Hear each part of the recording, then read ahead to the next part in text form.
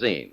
Our very distinguished guest for this evening, Richard E. Byrd. Cocktail at the same time. To be a no man's land. Only 60 or more years ago, about 35 years ago, whether there was any land made that first discovery flight. Byrd, you've been to both North Pole and the South Pole. North Pole and the South Pole. South Pole. Magazine. Earth. Up around the North Pole militarily, but strangely on the pole, the South Pole. Into both. That's actually true. Extremities of Earth. Danger still close at hand. With the old.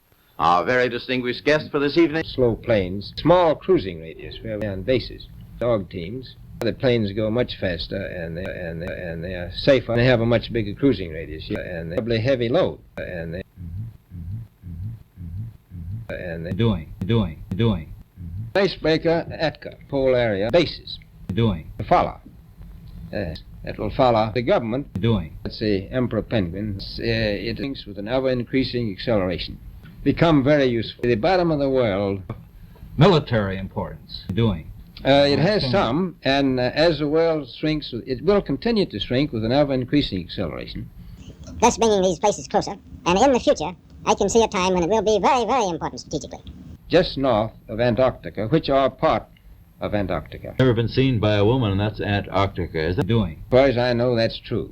I understand that now that you're working with the Arnold Bread Company in charge of frozen foods now. Is frozen foods down these frozen extremities? That we went down there after 4 or 5 years and finished a meal that we had left there on the table when we had evacuated Little America. Everything was perfect, including the bread. We had to have this frozen bread. And already he sent some to Europe, and it worked very well over there for some of the starving people. Throw it down to the Antarctic and an atomic war. Stay there forever. Admiral, you speak. And enough of coal to the South Pole, covered with snow. That's the coal to the South Pole. Sure, there's oil. Now that coal to the South Pole shows the bottom of the world. Now by far the coldest spot in the world. Where that coal is to the South Pole, it gets 100 below zero in the winter. Well, it was once tropical to the South Pole. So we think there's oil there, and there's evidence. Probably uranium there. Is it any secret? We'll have to go after that stuff. We'll fight over the Antarctic. And where is Antarctica? Australia has an expedition down there.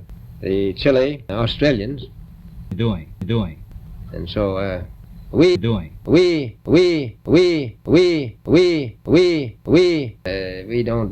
do much. Are there that many expeditions? Are private expeditions a thing of the past? Is expedition and exploration, making expedition and exploration now purely a government function because of the tremendous cost and organization? No, I don't think so. I think down south don't do.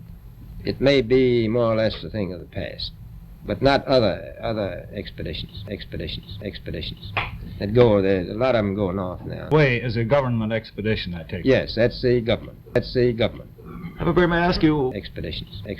10,000 feet deep. I've been over areas about 13,000. Of a plateau, 10,000 feet high. Is a plateau. It gets in some places 14,000 feet up, at least 1,200 miles thick. Continents slightly frozen. A belt of ice, frozen. Do you think that Americans do measure up to the standards, the physical standards and morale standards of the past? I do. I don't believe that. I think they're just as hard expeditions. Well, I've always thought that loyalty was by far the most important trait.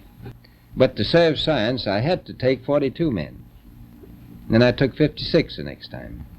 And so on, and so on, and so on, and so on, and so on, and so on. Expeditions.